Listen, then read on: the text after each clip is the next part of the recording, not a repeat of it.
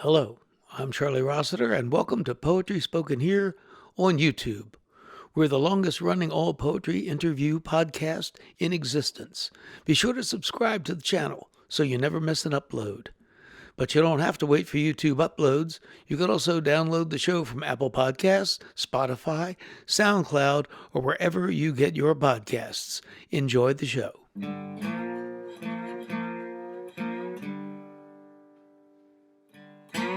I'm Charlie Rossiter, and this is Poetry Spoken Here. Welcome to our special themed podcast on poetry and music. Poetry and music have been intertwined since the dawn of humanity, back when shamans chanted and pounded rocks over the bodies of the sick and fallen. In medieval times, troubadours wandered throughout Europe singing long narrative poems known as ballads. And in modern times, countless poets and musicians have found ways to collaborate, to merge their art forms. Our subject is vast, and we won't cover it all in a single podcast, but we have brought together a selection of interviews and recordings to begin our explorations. We'll start with a unique recording by Carl Sandburg of a poem song. Then we interview poet and singer-songwriter Brian Laidlaw and composer Ellie Roark about their work setting poems to music. Finally, after the interviews, we hear performances from William Butler Yeats and Allen Ginsberg in musically poetic recordings from our friends at Penn Sound, the huge archive of recorded poetry at the University of Pennsylvania.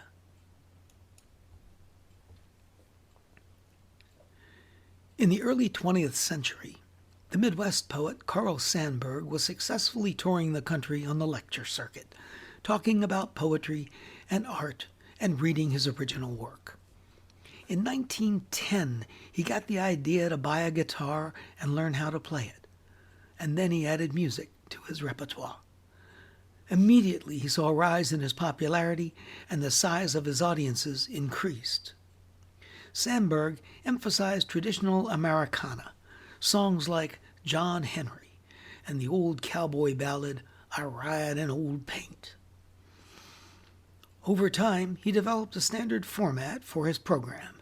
He'd open with a bit of talking about poetry and art, then he'd read some of his original poems, and finally he'd round out the performance with 20 minutes or so of music. In our research for this program, we uncovered an example of Sandburg merging poetry and song in his recorded presentation of Cool Tunes. As you'll hear in this work, a poem song, as he reads the poem, he modulates the pitch of his voice up and down as if he were singing, yet he speaks the poem. Carl Sandburg, Cool Tunes. When Abraham Lincoln was shoveled into the tombs, he forgot the copperheads and the assassin in the dust, in the cool tombs. And Ulysses Grant lost all thought of con men and Wall Street. Cash and collateral turned ashes in the dust, in the cool tombs. Pocahontas' body, lovely as a poplar, sweet as a red haw in November or a pawpaw in May. Did she wonder, does she remember, in the dust, in the cool tombs? Take any street full of people buying clothes and groceries, cheering a hero or throwing confetti and blowing tin horns. Tell me if the lovers are losers. Tell me if any get more than the lovers.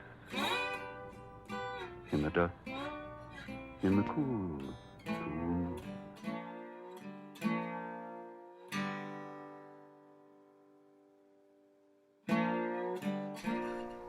This is producer and technical director Jack Rossiter Munley. Next on the show, we'll turn to my interview with Ellie Roark. Ellie is a graduate of Marlborough College, where she studied poetry and music. She talks about her experience writing song settings for Robert Frost poems and discusses some of the opportunities and pitfalls of adding music to the written word.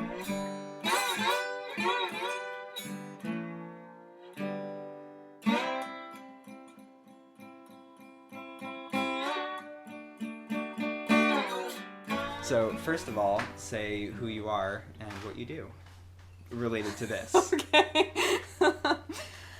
My name is Ellie Roark, and I graduated from Marlborough College, where I studied music and poetry. I did a project looking at the different ways that music and poetry are integrated, and in particular setting a series of Robert Frost poems. The project arose out of a dissatisfaction with a lot of classical and contemporary art song settings of poetry.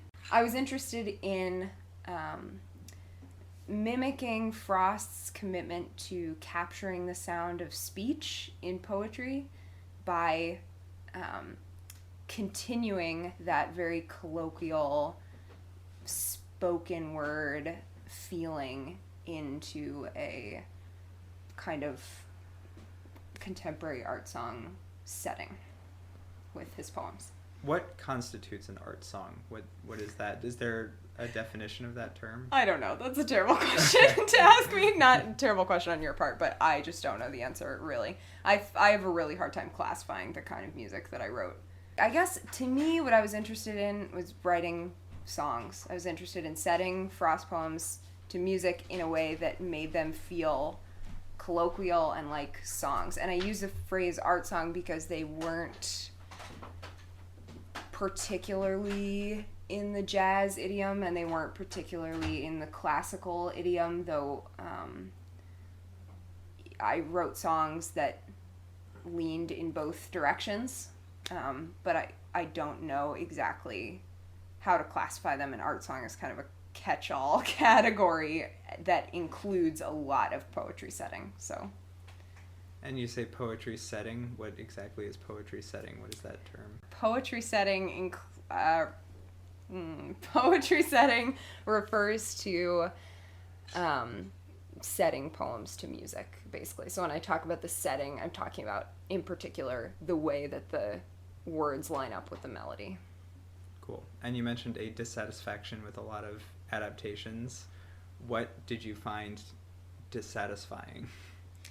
I think a lot of composers are primarily concerned with their music and maybe very moved by certain poems, feel like they want to use them in their music or incorporate them into their music somehow, and you end up, or just write for voices, and voices need lyrics for the most part. So you end up with a lot of composers who are using these poems, and I think they use them quite poorly, in that we lose the sense of the poem in and of itself as a poem.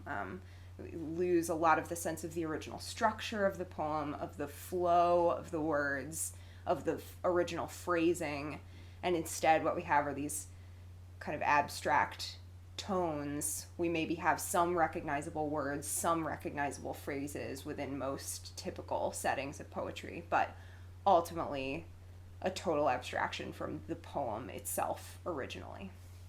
And do you have any examples of that come to mind?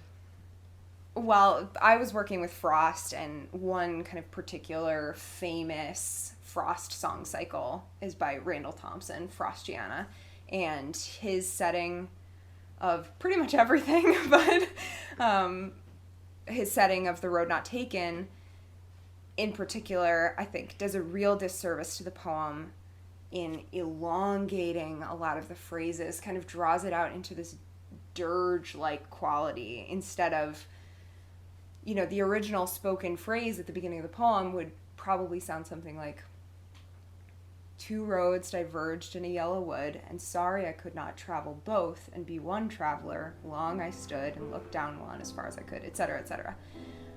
And when Randall Thompson sets it, it sounds like, "Two roads diverged in a yellow wood, and sorry I could not travel both." And sorry I could not travel both, and be one traveler. Right, so already we have this super elongated phrase. By the time you get to could not travel both. You have no idea where you started, really. And those first half notes opening the piece don't set up any real pace for the thing. You have no anticipation of where you're going. And so what he's created is a very beautiful choral piece and a beautiful melody, but completely divorced from the pace of the poem as it originally stood. And it sounds like it's not translating sort of the meaning or feeling of the poem in the same way. I guess in the same way is the key phrase, because I think it's possible that in some abstract way it's translating the same feeling of the journey or whatever, but what you're not... The melody is sort of rising up, you get the sense of moving forward. Sure, if you look at the whole piece, I mean, maybe not that particular setting, I would probably argue that it doesn't do that, but in general, many settings of poems, I think, strive to capture the general feeling of the poem, but what they don't do is capture any of the feeling of the phrasing of the poem, and so there's no real sense of partnership or relationship between the words and music. There's only an abstract intellectual partnership that's not really accessible, I don't think, to an audience unless you have the words right in front of you and can maybe, read and listen simultaneously. But that's asking also, I think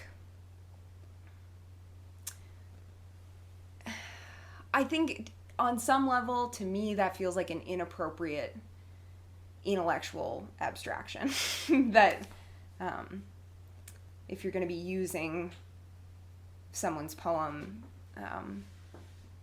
as a tool to create meaning in your music, then that should be a primary focus and a focal point for the piece of music, not just kind of one random tool used in your arsenal.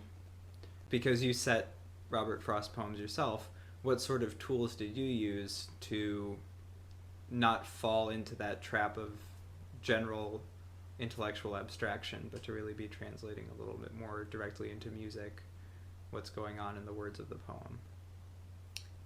I guess I focused really primarily on the melody. That to me felt like the key in kind of unlocking the same sense of the poem spoken musically. But so I would in starting to write music for these poems, I would say them over and over and over again to myself until I heard a little something, and that little something would develop into, sometimes kind of a theme or maybe just the melody for the first line or something. And that's really where I started. I said the poem enough until I was kind of almost singing the poem, and then I sang the poem, and then I set accompaniment for all the melodies. Interesting. It's interesting that you point out melody, because I think a lot of people might assume rhythm would be the first part that comes to you with a poem, particularly because poems so often are rhythmically oriented in their structure. Whether they're free verse or some form of poem, the rhythm tends to be an important part of how it's presented. And so I think it's very interesting that you point out the melody, and I don't know if you have any thoughts on rhythm versus melody, both in your own process and in general, how it's being translated. I guess that's actually a really interesting distinction to make, because I felt like as a composer I was not writing the rhythm. That is the piece that I was taking from the poet, was also not just the music or the words themselves, but also the rhythm and the cadence with which they were spoken. And so I never felt like I was writing rhythms except for my accompaniment, and occasionally when Frost had a very weird phrase that I couldn't figure out how to make fit into my time signature or whatever, occasionally I ended up having to kind of invent rhythms in order to make things fit musically, but those were always the most awkward pieces of the songs that I ended up writing. And really, you know, I ended up, I did a setting of Acquainted with the Night, that Frost poem, and the first line is, I have been one acquainted with the night. And so that was just, I mean, that's not exactly the rhythm that I used, but my rhythm ended up being, there's a little bit of a melisma in there that always trips me up if I'm trying to clap. That's I'm okay, so you sorry. can do it a couple times. Do it a couple times. But it was written in 3, so it was, I have been one acquainted with the night. And I've just tried to keep it as close to that original phrasing as possible. So for you, the rhythm was sort of the part that was built in, and you were structuring a melody over the rhythm of the poem. Yeah, exactly. And I guess that's what I felt like that was the important distinction that I was trying to make from what other composers had done. Not saying like, you know, this is the definitive way to set poems, but just saying that to me, it was the way to best service Frost's poems, because he was so concerned with making poetry colloquial and accessible in a lot of ways, with capturing the sound of the way people spoke to each other. And I think, how can you set a Frost poem and eliminate that piece of it and still have it be a setting of a Frost poem? You know, it's not really, if you eliminate that very important part of the meaning that he was trying to convey. If you eliminate that sound of speech, then you just have his words, but very divorced from what he was trying to do.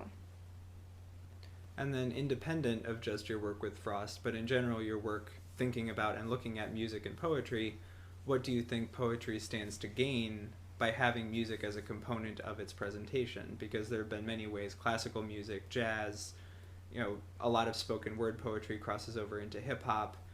What is added to poetry by having a musical component to it? That's a good question. I don't think I answered that in my project all the way. Well, just your thoughts on that subject. Yeah. Because you've spent a lot of time thinking about it. Yeah, absolutely. I think poetry stands to gain quite a bit from integration with music. You know, talking about what creates meaning in music is very complicated, weird business. And I don't know that I want to necessarily get too much into it, but I think there's a lot of ways in which music communicates that words can't. And adding a musical dimension to words that are already communicating something very poignant and profound and meaningful to a composer can be extraordinary and a really amazing way to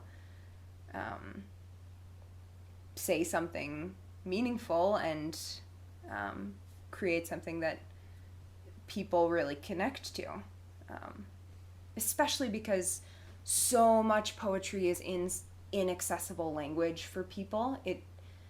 A lot of poetry is written in a kind of academic, intellectual, very elite world that many people don't have access to. You know, can't think of a person who I know from the very tiny town where I was living in Wisconsin who would read a Marianne Moore poem and get much out of it, you know, but music has a way of making those feelings accessible and some of the imagery accessible in a way that I think words on their own can't always do, which is really neat. I also think that poetry has a lot to lose from being integrated with music, I think. And that's kind of where the focus of my work with Frost was. Such a downer. Yeah. No, I don't mean to be a downer necessarily. I'm not saying like never set poems to music. That's terrible. You're doing a disservice to the poem. But I think so frequently, especially when they're not developed in concert, you know, if someone writes a poem and then you just take it and you put music to it, it can be a really rich experience. It can also really obfuscate the original meaning and purity and clarity of the poem.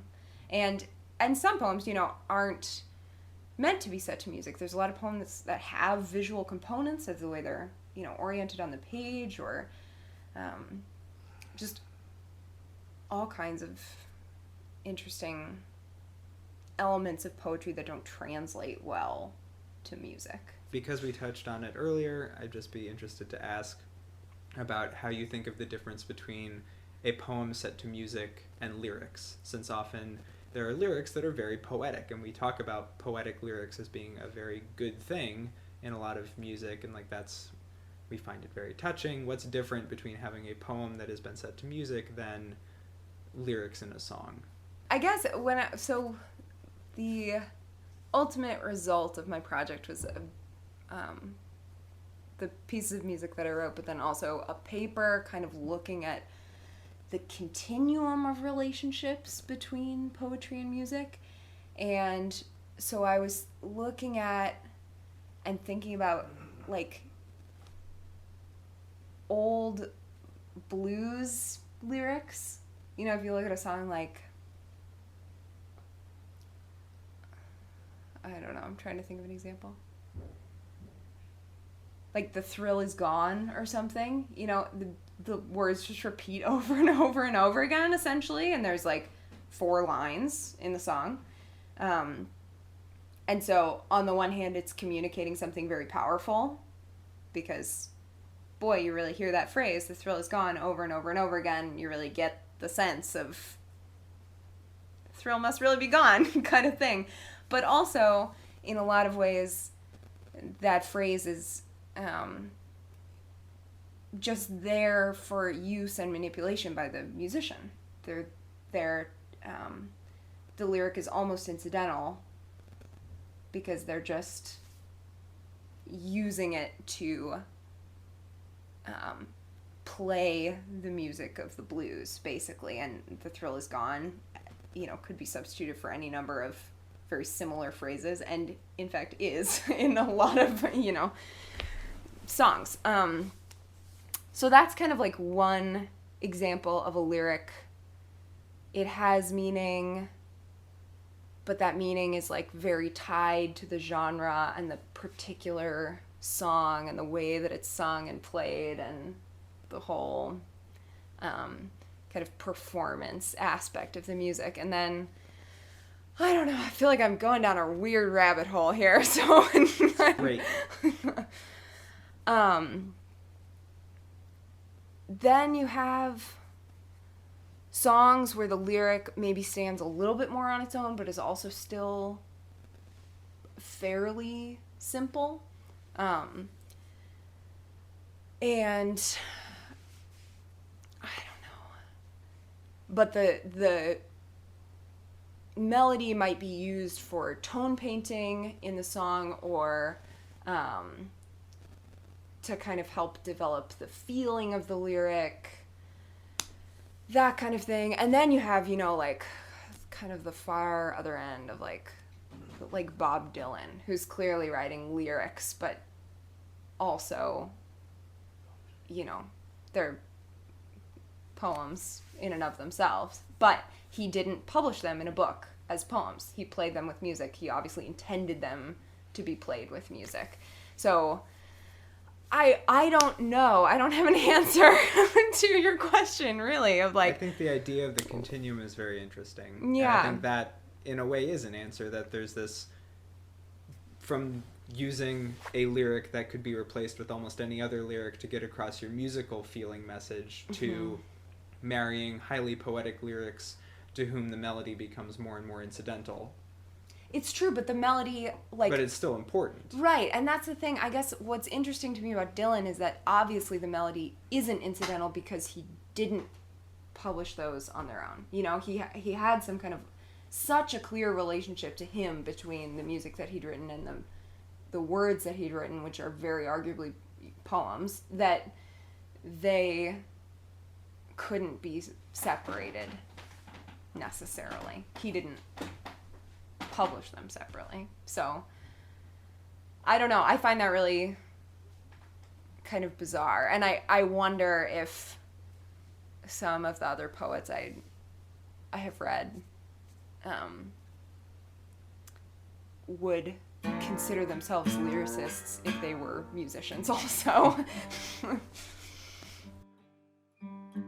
Here is Ellie's full setting of Acquainted with the Night. I have been one acquainted with the night. I have walked out in rain and back in rain. I have outwalked the furthest city light.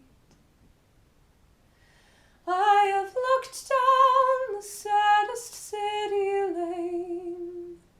I have passed by the watchman on his beat and dropped my eyes, unwilling to explain. I have stood still and stopped the sound of feet when far away an interrupted cry came over houses from another street, but not to call me back or say goodbye, and further still from an unearthly height, one luminary clock against the sky proclaimed the time was neither wrong nor right. I have been one acquainted with the night.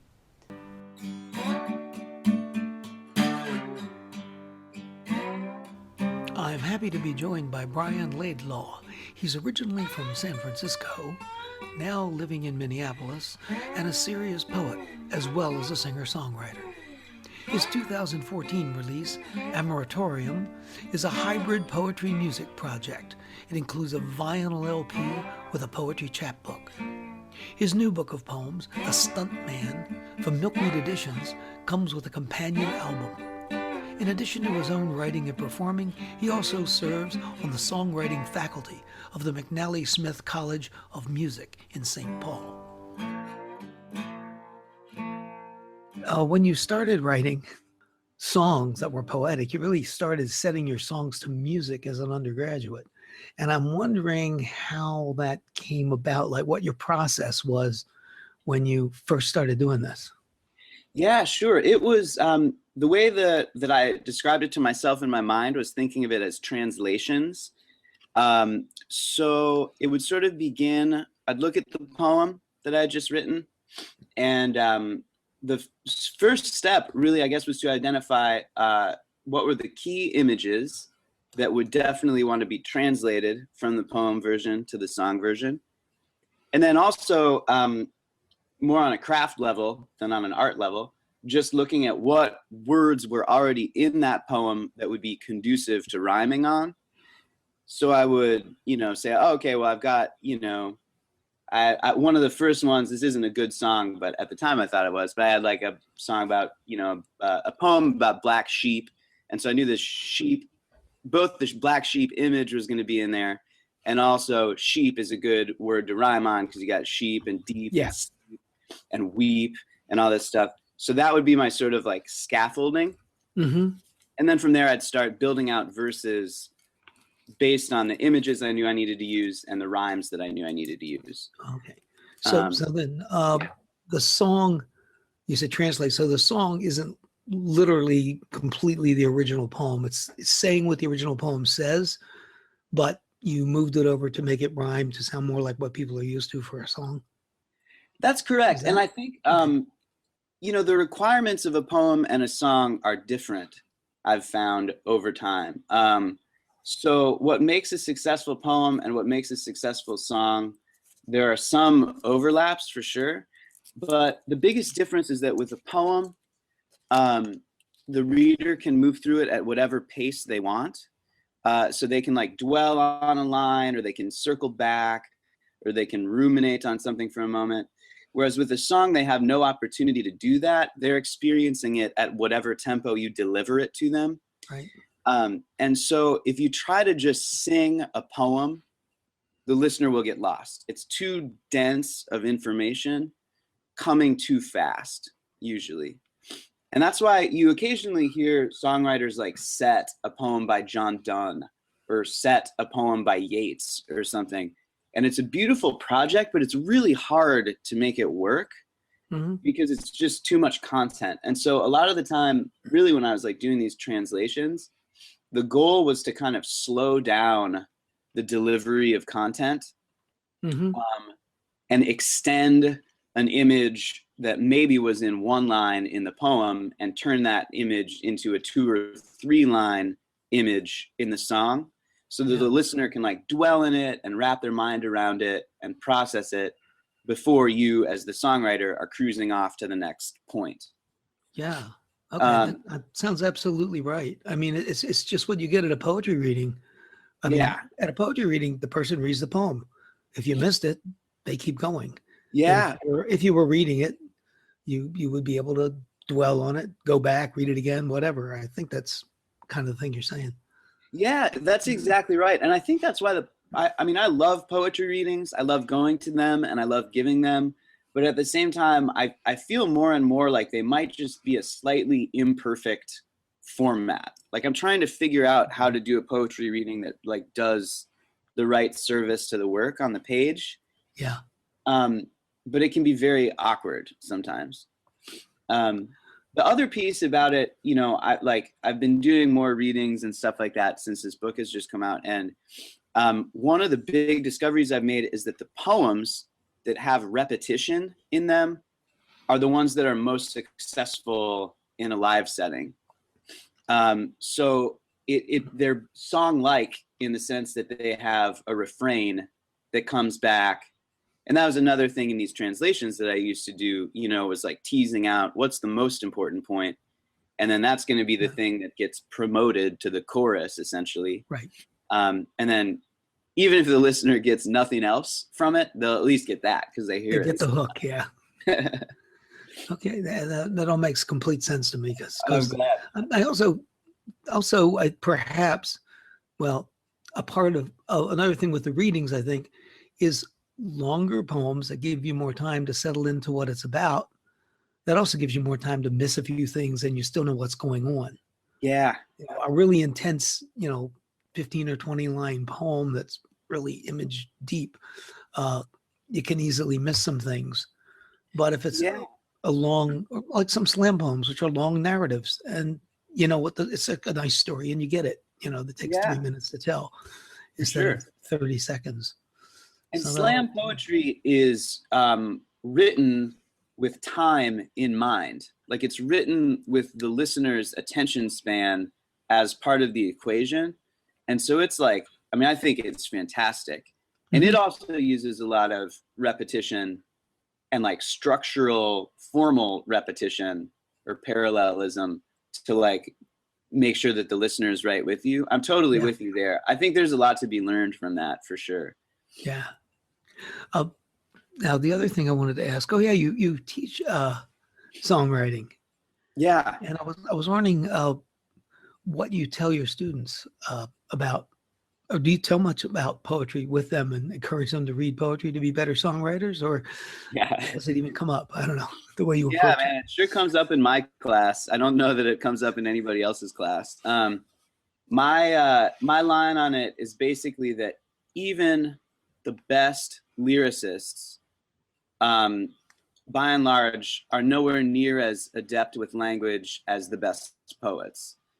And so even if you're listening to fantastic lyricists all of the time, you're never going to transcend the sort of like average songwriter level. Whereas if you're reading poets and trying to take their control of language and bring that to your songs, I think that's where you start to become an exceptional songwriter, like a special, amazing songwriter. Yeah. And so, I mean, there are a few poets like, do you know Letters to a Stranger by Thomas James? It was out of print and then Grey Wolf reprinted it. It was the first book of poetry that I really fell in love with. It was published in 1970 or something like that. He was a young guy when he wrote it. But it has a lot of really beautiful slant rhyme in it. It's got like regular stanza structures, a lot of personification, and it's a great starting point for these students. It's one that I bring in a lot of poems from. But yeah, just, you know, I mean, showing them what's possible and showing them, like, I think that even in great pop songs, there's a lot of fluff. Like in any given 4-line verse, it feels like you could probably consolidate it to one good line, and then you'd have room for 3 more good lines. And a lot of students are inclined to just like have it be at that sort of low density amount of content in any given verse. And I think my main thing that I'm always pushing on them, they can say whatever they want, but just to like say it with full density. Say it so there's no dead space in there. Oh, that's a cool concept. Full density. Yeah. Or a great phrase for the idea. Yeah. Yeah. Well, it works over time. You know, it's cool to see the way that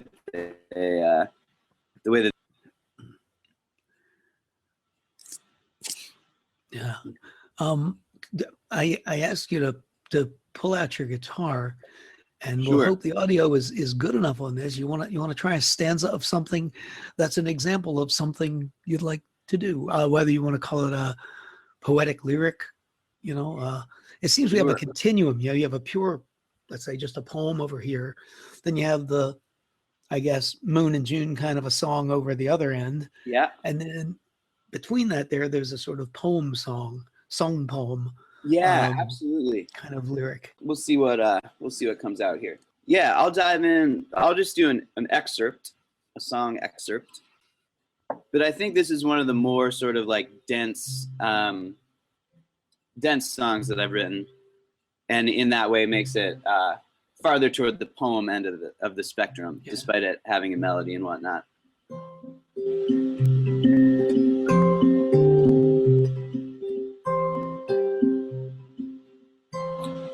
Tell me how your first love began.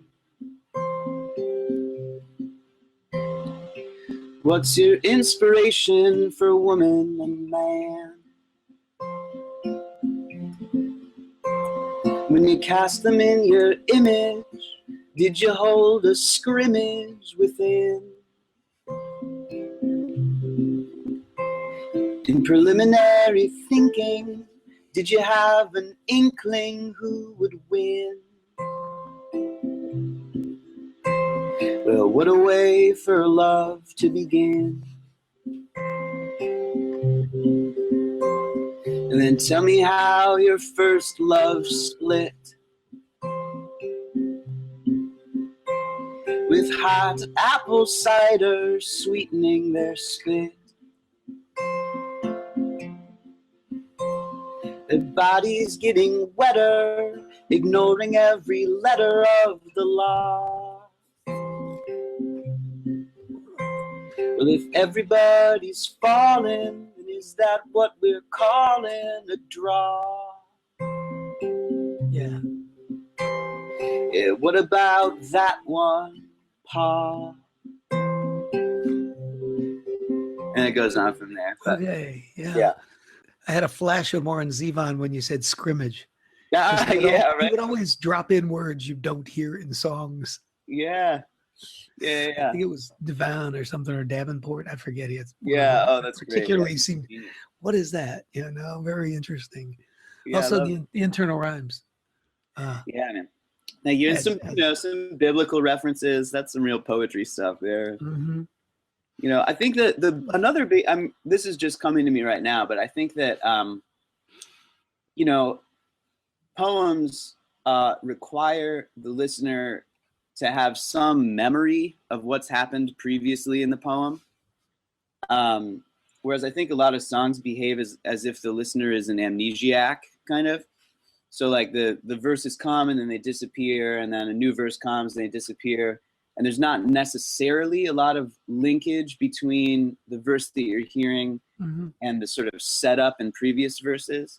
But I think that some of the things that, if there are things in particular that make my songs feel more poem-like, it's that I'm sort of stringing things from one verse to the next. So like with that one, it sets up the scrimmage thing in one verse, and then it comes back to the scrimmage with this idea of like it being a draw, or is one of them gonna win or whatever. So it's like the song has a memory of what's happened in it. I don't know if listeners really have that memory, but for me, it's very satisfying. Well, you know it's there, and that's a good feeling. Yeah. What interestingly, though, making the song more poetic makes it more artistic.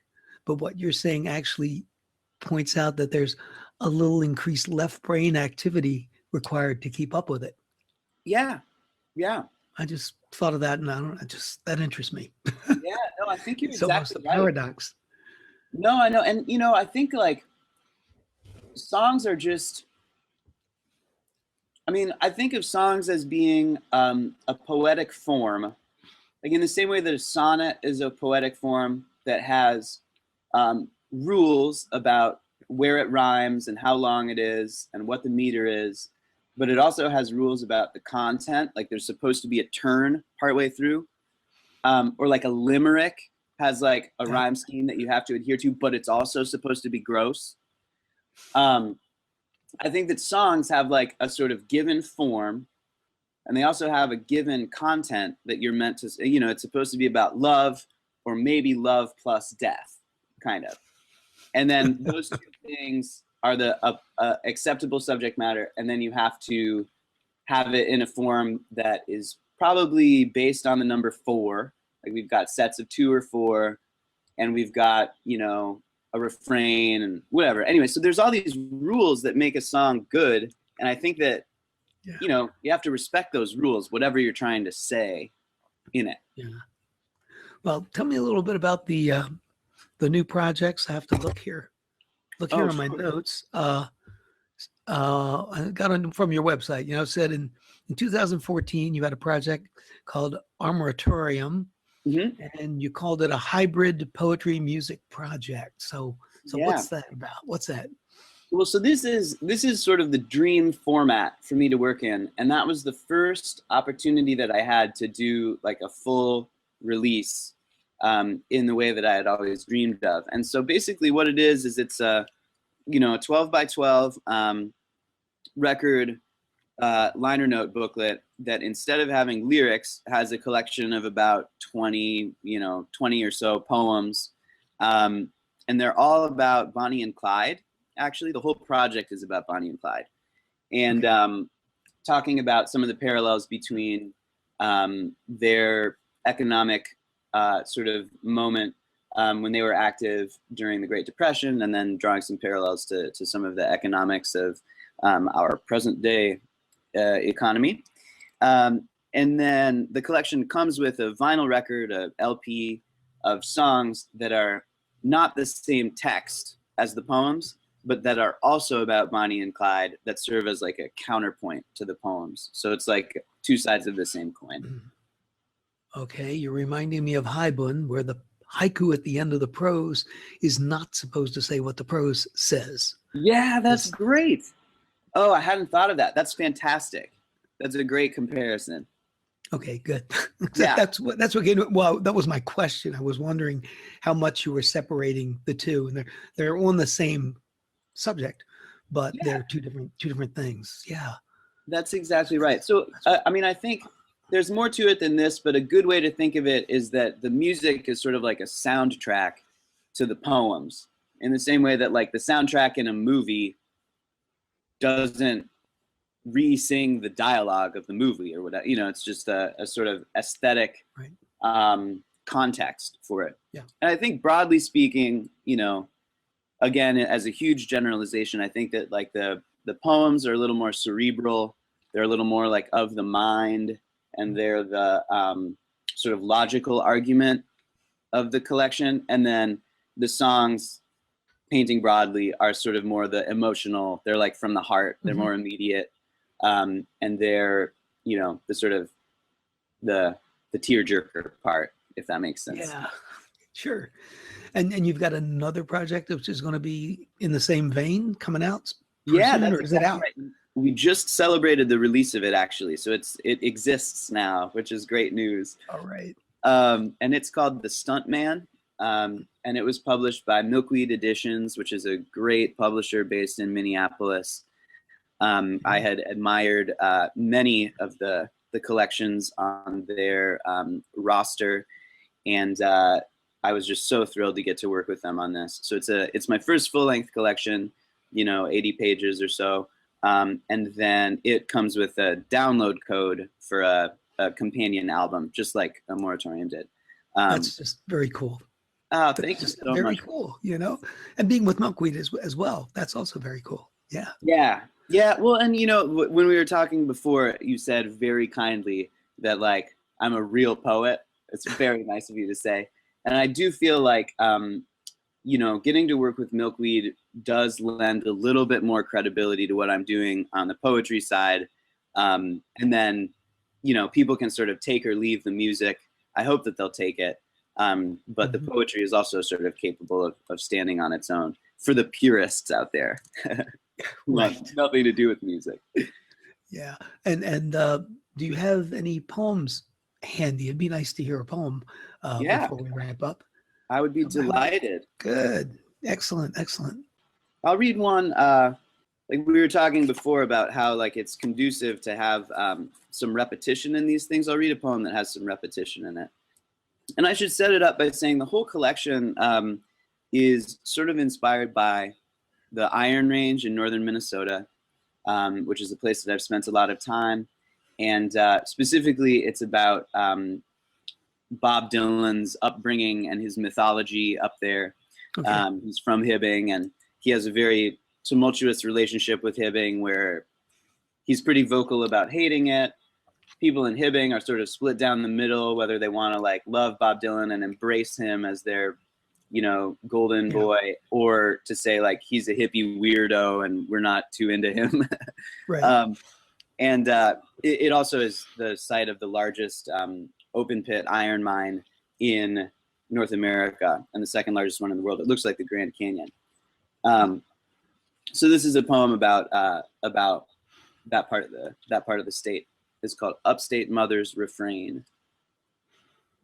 And it makes a reference to the fact that the water there is so iron rich that it stains everybody's bathtubs and sinks and toilets bright red. So, Upstate Mother's Refrain.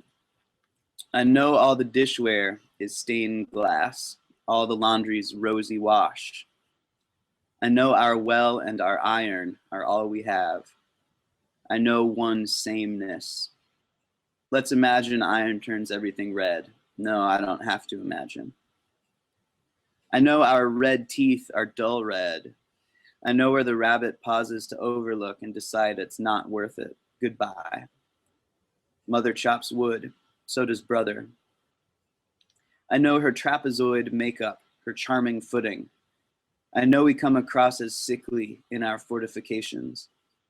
I know the pump and contemplate flush, contemplate roan. Mother chops wood, so does brother. I know the tart iron water is reaming the well poles. I know freshwater sharks. I know haters and orphans. I know patriot atheists. Let's imagine iron turns everything red. No, I don't have to imagine. I know the toilet bowl is ruby-like. I know we are good neighbors. I know we are low on the list of places to bomb. I know our bloody hair. Mother chops wood, so does brother. I know fruitless toil.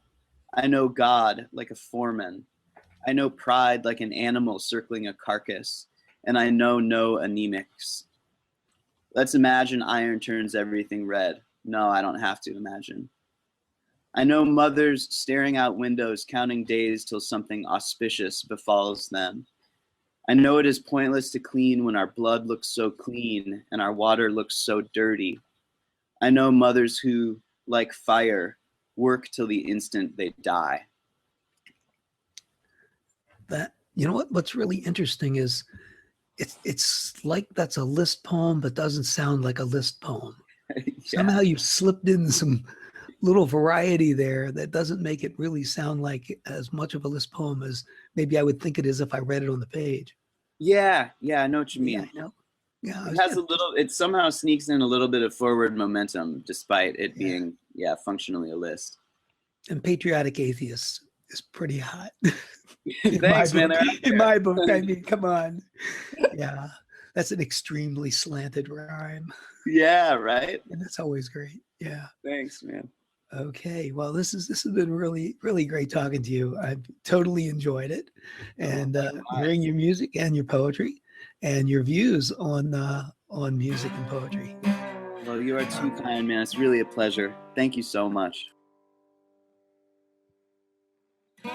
In the final part of today's podcast, we will look at famous poets who have blurred the line between poetry and song in their delivery or in their writing style. Famed Irish poet William Butler Yeats, shortly before his death, commented, "I have spent my life in clearing out of poetry every phrase written for the eye and bringing all back to syntax that is for the ear alone." Yeats's interest in and apparent preference for spoken poetry over the written word shows up in the way that he delivers his poems when reading, sometimes in an odd, lilting, almost sing-song cadence. Here is one example. This recording of Yeats's poem Song of the Old Mother was captured in 1934. The recording quality is not particularly good, but it still illustrates well how Yeats would deliver a poem.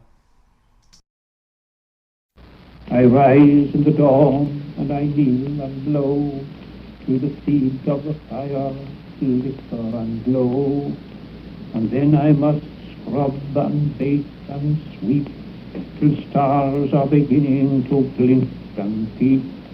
But the young lie long and dream in their bed of the matching of ribbons for bosom and head.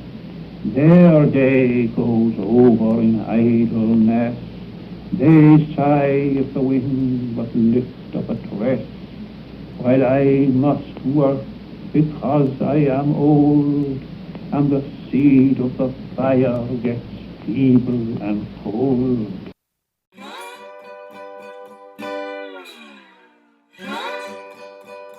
Allen Ginsberg was a central figure among the beat writers in the 1950s. He's perhaps best known for his classic poem, Howl, first performed in 1956 at the infamous Six Gallery reading in San Francisco. When the poem was published, the book helped secure Lawrence Ferlinghetti's City Lights Press due to the huge publicity generated by the book's obscenity trial. Ultimately, the courts declared the book was not obscene and protected by the First Amendment. Ginsberg was an engaging performer who constantly toured the country and the world, giving readings during which he frequently involved music. He recorded several albums, including one with music he'd written to accompany William Blake's Songs of Innocence and Experience.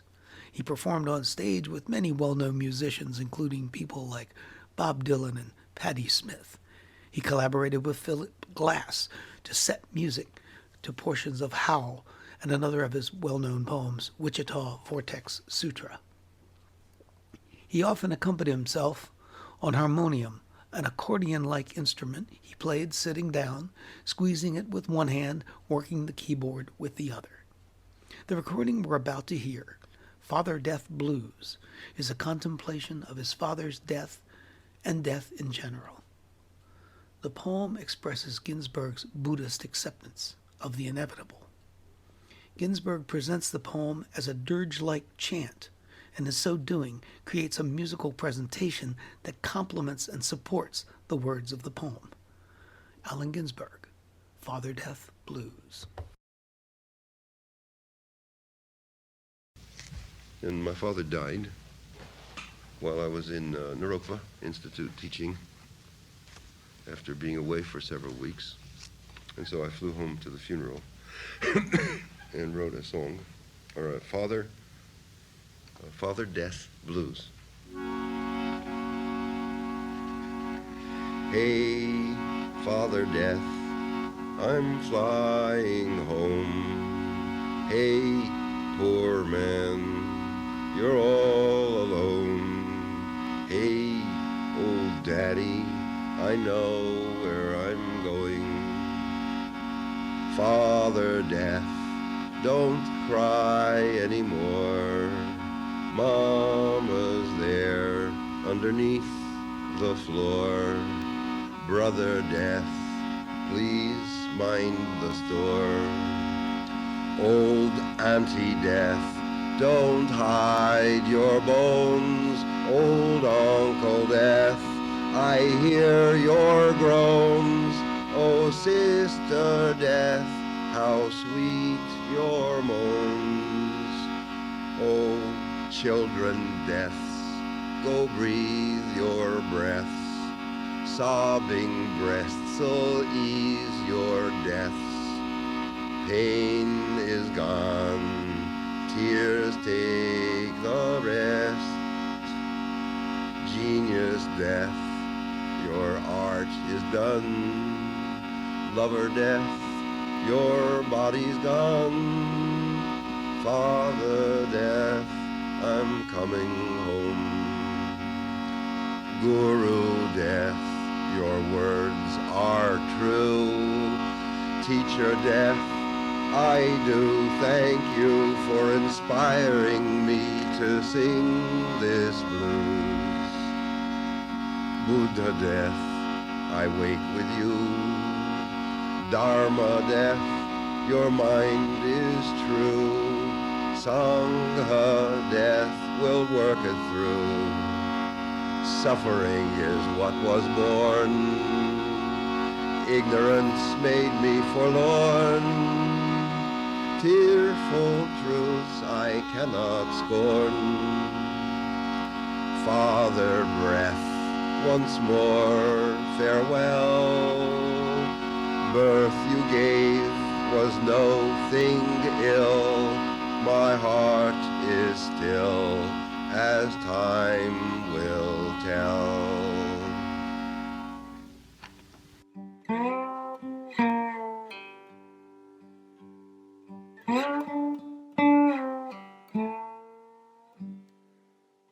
You've been listening to Poetry Spoken Here.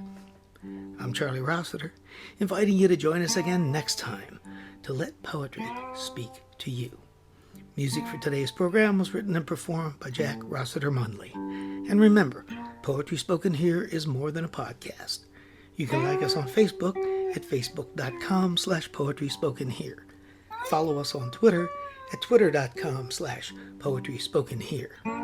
For more about today's show and other Poetry Spoken Here podcasts, as well as our blog, just visit our website, poetryspokenhere.com. If you'd like to submit suggestions of poets or topics for future podcasts, you can send to our email address, poetryspokenhere@gmail.com.